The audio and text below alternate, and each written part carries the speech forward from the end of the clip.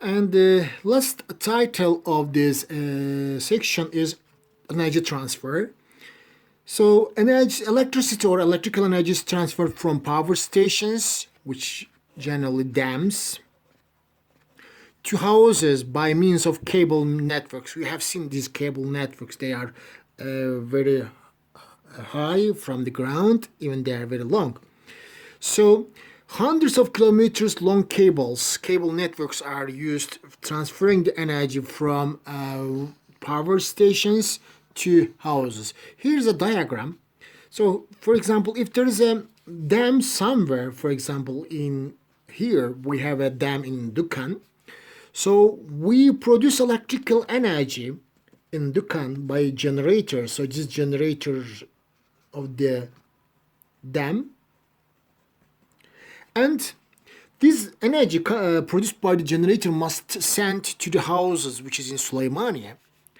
So, but there is so long distance between these two cities, and then it's almost 70, 80 kilometers. So hundreds of kilometers long cable networks are used to transfer energy from the dam to the cities. Because these wires are so long, according to the resistance equation you studied in the 11th grade, which is rho L over S, so if wire is very long, its resistance is also big, proportional. So this high, longer wire produce a very big resistance. And resistance, because resistance is so big, some energy will be lost while we are transferring the energy from secondary coil of the transformer in Dukan to primary coil of the transformer in Süleymaniye. So this lost energy we causes the efficiency, transfer efficiency, to be less than 100. So power is sent from the Dukan by a transformer, and it's received in Süleymaniye by another transformer. During energy transfer, some part of the energy is lost as heat due to the resistance R of the cable network, because these cable networks between these two cities are so long, hundreds of kilometers. Because they are very long, they have a very big resistance. Because of this big resistance, so some energy, some power is lost between these two cities.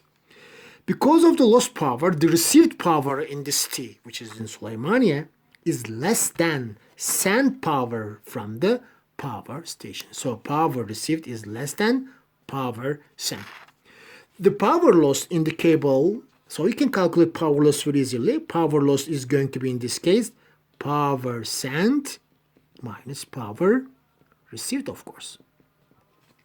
The power loss in the cable network of the resistance R is calculated by, so power equation, I squared times R.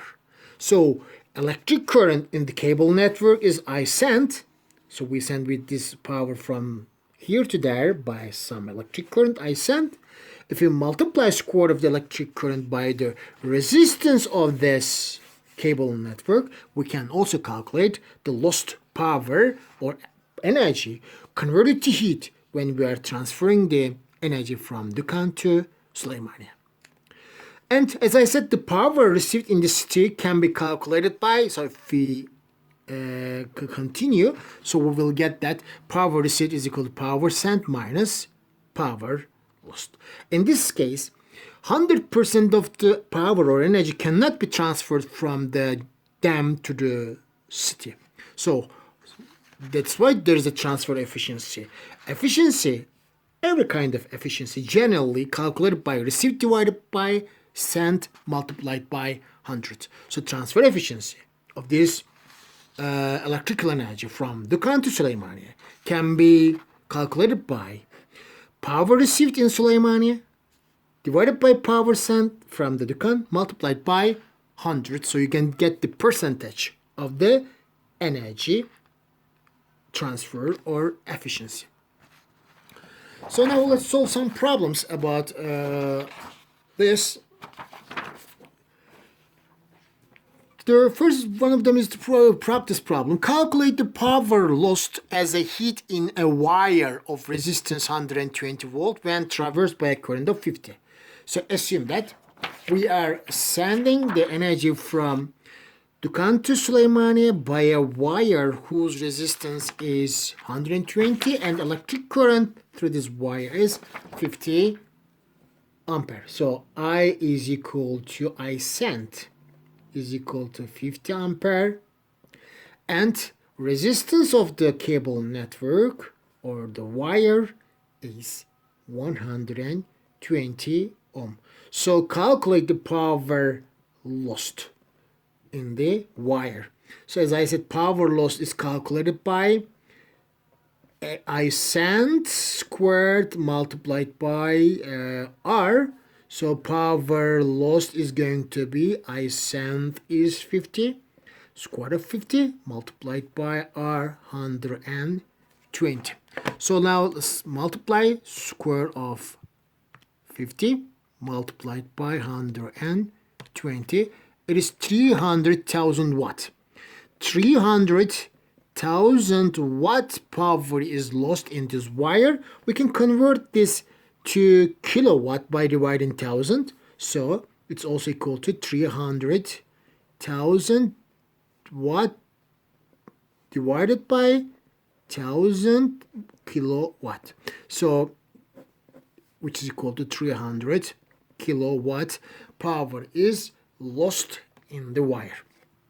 And if a power of 3 megawatt is sent along the wire in item 1, so in this wire, cable network, so we are sending 3 megawatt power. So power sent here, power sent is equal to 3 megawatt. So megawatt is 10 to the power of 6 watt. Through this wire, so we know how much power is lost from question 1, which is equal to 3 times 10 to the power of 5. 300,000 means 3 times 10 to the power of 5 watt is lost. Calculate the power at the end of the terminal of the wire. So, of course, it's asking at the end of the terminal of the wire means power received is the question. Received power, calculate this. And also calculate efficiency. First, let's get the received power. So, power received is equal to power received is equal to power sent minus power lost. Power sent is 3 times 10 to the power of 6. Power lost is 3 times 10 to the power of 5. So if we make this calculation, let's calculate 3 times 10 to the power of 6 is the sent power minus lost is 3 times 10 to the power of negative 5. So, sorry, I did a mistake. 3 times 10 to the power of 6 minus 3 times 10 to the power of 5. I wrote negative 5, that's why it's the answer. So 2.7. 2.7 times 10 to the power of 6 watt is the power received. And efficiency. Efficiency equation is power received divided by power sent multiplied by 100. So then power received is 2.7 times 10 to the power of 6 divided by power sent is 3 times 10 to the power of 6 multiplied by 100. So this 10 to the power of 6 will simplify. So 2.7 divided by 3 multiplied by 100 is the answer, 90%. So then transfer efficiency is 90%. These are 2 questions about the how to calculate transfer efficiency and how to calculate the power lost and power received. And last part, as I said, power loss is proportional to power's current sent square of the current sent. Power loss is proportional to I sent squared and R. As you see, when the current increases by 2, power loss is increased by 4 because it's squared. But proportional to R. When the resistance doubles, so power loss doubles. So which means there is some probability we can decrease the power lost if we are able to decrease the power, the electric current sent. So if we decrease the electric current in this cable networks between these two cities, coming from the Dukan to Süleymaniye, we can decrease the energy lost. So how can we decrease the electric current?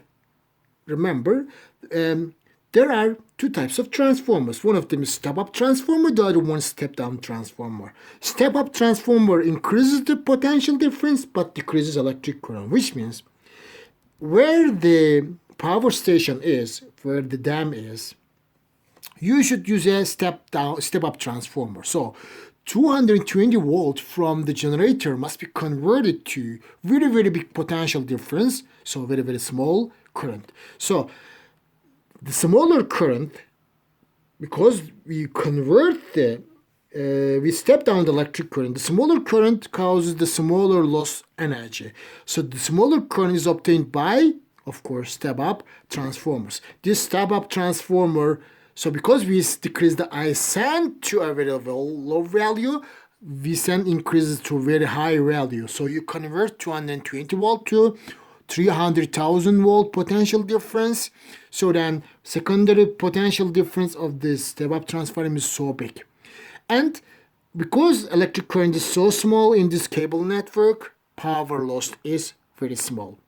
Then when, of course, we are not able to use this 300,000 volt at home because no devices at home can run with 300,000 volt. That's why we should step down this potential difference to 220 volt again. That's why in the city, this potential difference, which is stepped up in Dukan, must be once again stepped down to 220 volt. So by this way, by using a step-up transformer in the power station, by stepping up the potential difference and stepping down the current, power loss is minimized. So then if they ask you, how can we minimize the power lost in a energy transfer? We use a step-up transformer where the power station is, because potential difference is stepped up, electric current is stepped down. So because electric current is stepped down, so power loss is minimized. If electric current decreased by 2, power loss decreased by 4. If electric current decreased by 3, power loss decreased by a factor of 9 because it is squared. Okay, and then last question. The power in the secondary coil of a power station is 1 megawatt, like this one. So I'm going to draw that here. There is, of course, a transformer in power station, secondary coil and primary coil. Remember, primary coil is connected to generator. We send the power to the city from secondary coil. That's why this secondary coil has a power which is 1 megawatt. So power sent is equal to 1 megawatt, 1 times 10 to the power of 6 watt. The station sends the current to the city by means of 10 ohm resistance. So from here to them, to the city, in the transformer in the city, we send this power by a wire whose resistance is 10 ohm. This is a little much ideal. This is impossible, but let's say it's 10 ohm.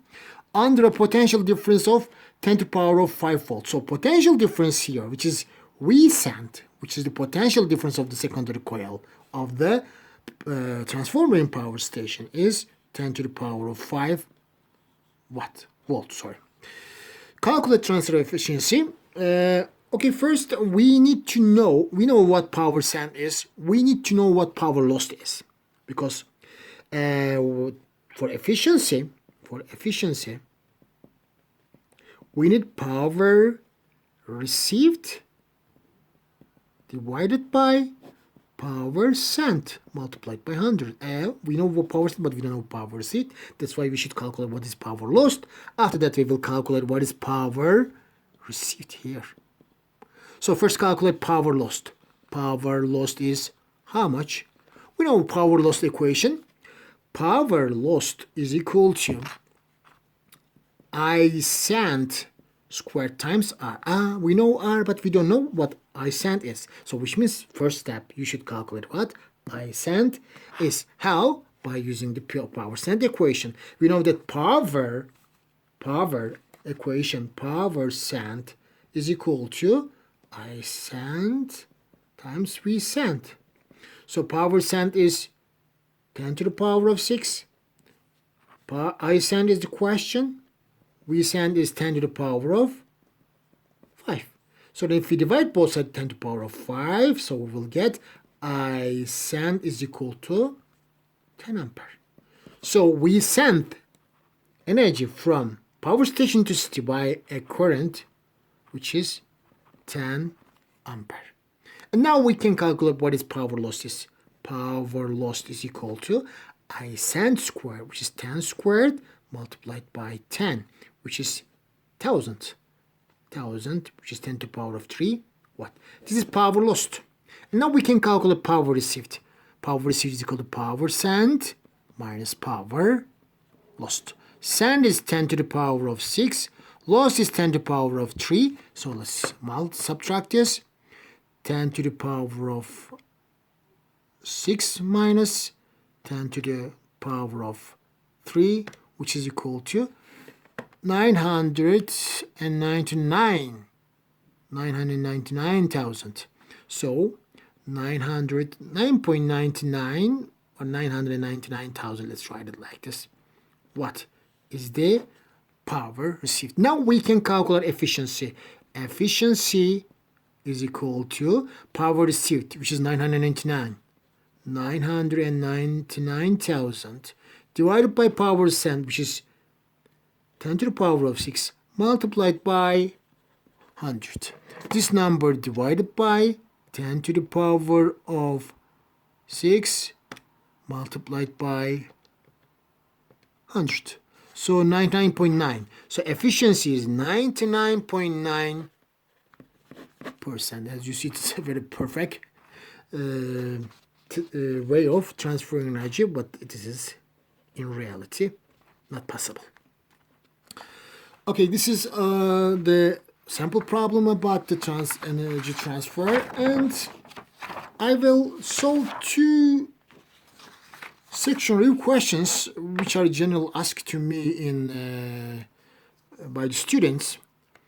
The section review one is easy. It's a problem. You can do it on your own. But second, two, and third one is frequently asked to me. That's why I will answer these two questions to you. One of them is, why do we charge a capacitor under a DC voltage source only? So this is in fact not ask you why part. They are asking you, capacitors can be charged by DC voltage source or AC voltage source. So it is charged by DC voltage source. Question is that why? Now, capacitors, remember, I explained you the parallel plate capacitor, they have conducting plates. And then when you connect this capacitor to a battery, because battery is a negative terminal and positive terminal, as soon as you connected the plate to this DC battery to the plates of this capacitor, one plate becomes negatively charged, other plates positively charged, and this capacitor keeps this charge until you use it. So it is charged capacitor. This is DC. Because DC is one directional current. It is some constant number. It never changes its direction. Always positive.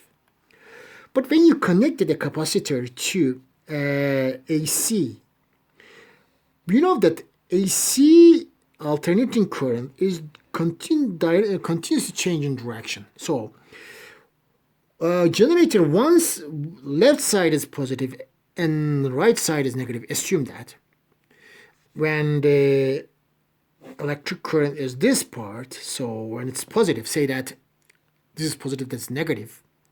So then this left plate becomes positively charged, right plate becomes negatively charged. So when it is, say that maximum here.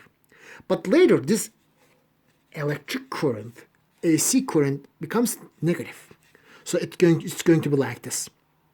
So if initially this is charged, Later, it becomes uncharged. When it becomes negative, one positive, yeah, it's charged.